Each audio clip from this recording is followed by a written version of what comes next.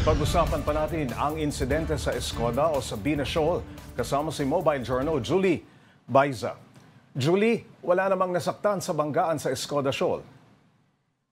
Pop, sa kabutihang palad, walang nasaktan doon nga sa nangyaring insidente dyan sa Escoda Shoal. Wala nabanggit yung ating mga opisyal na nasaktan doon sa mga crew o mga kasama dyan sa dalawang barko ng Pilipinas na binangga nga ng China Coast Guard.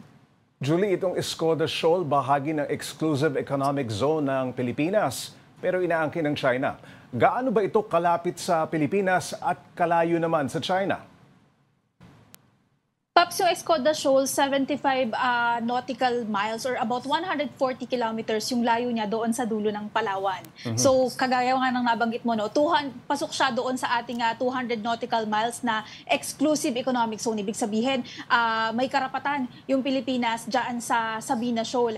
Kapag naman ikukumpara natin siya, Pops, yung distance niya sa mainland China, around 1,000 kilometers yung layo. So, medyo malaki yung diferensya. Oo. Malayo. Dapat tayo talaga ang may claim dyan. Pero sa paliwanag ng pamahalaan, ano ba ang makikita rito sa Escoda Shoal? Pops, yung Escoda Shoal, basically coral reef formation na merong lagoon.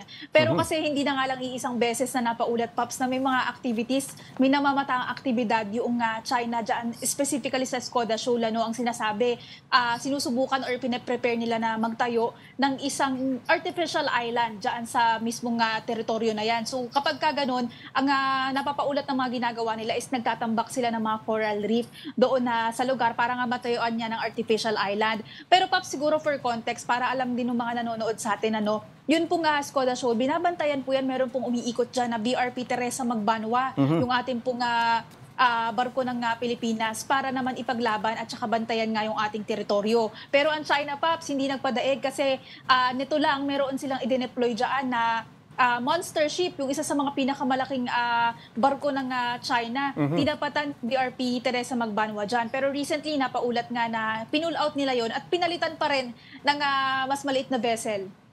Julie, nangyari ang banggaan sa kabila ng kasunduan sa pagitan ng Pilipinas at China sa RORE mission sa Ayungin Shoal. Ano ba ang posibleng hakbang na pwedeng gawin ng ating gobyerno? Pops, ang sabi ng National Maritime Council kanina, isa sa mga pwedeng pag-aralan nga na i-expand itong kasunduan. Kasi sa ngayon, ang nakaspecify lang doon is yung RORE mission sa Ayungin Shoal. Which is, pasok din naman yun sa 200 nautical, EEZ natin, nautical miles na exclusive economic zone natin. Pero ibang lugar itong Escoda Shoal, kumbaga.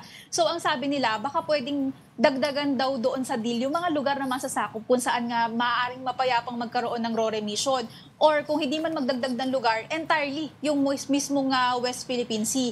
Pero hindi lang naman kasi yung National Maritime Council yung magdidesisyon dyan, Pops. Kasi yung sinasabi nga nila, nakasalalay siya sa Department of Foreign Affairs kasi sila nga yung naglalobby ng mga ganitong bagay, kasi diplomatic issue yan. Julie, una nang naghain ng protesta ang China laban sa Pilipinas at sinasabi nilang kanila nga ang Escoda Shoal. May sagot na ba ang ating pamahalaan tungkol dito? Tungkol doon sa inihaang diplomatic protest, walang mismong sagot yung any government agency. Pero kanina yung NMC, pumalag sila doon sa sinasabi ng China na tayo nga yung unang bumangga, tayo yung nang-i-invade ng kanilang teritoryo. Ang sabi nga nila, meron tayong mga hawak na ebidensya, meron tayong mga hawak na video at kinokolekta yan lahat. Ginagather yan ng iba't ibang ahensya ng gobyerno natin para patunayan nga kung ano yung mga totoong nangyayari dyan sa Escoda Shoal at sa other parts ng West Philippine Sea na mayroong tensyon. Julie, may pahayag na ba si Pangulong Bongbong Marcos sa insidente dito sa Escoda Shoal? Sa ngayon, Pops, wala pang nilalabas na statement si Pangulong Bongbong Marcos. Pero ang sinasabi nga kanina ng NMC, yung kanila namang mga polisiya, yung mga patakaran na ipinatutupad nila actually is in line with the President's directive na yun nga daw, peaceful resolution dapat yung kailangan ipatupad ng bansa.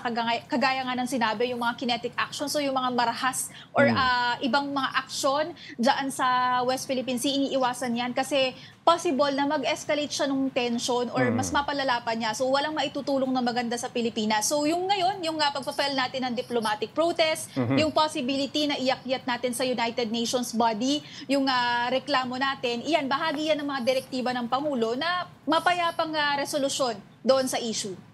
Alright, malinaw. Maraming salamat, Mobile Journal. Julie Baiza.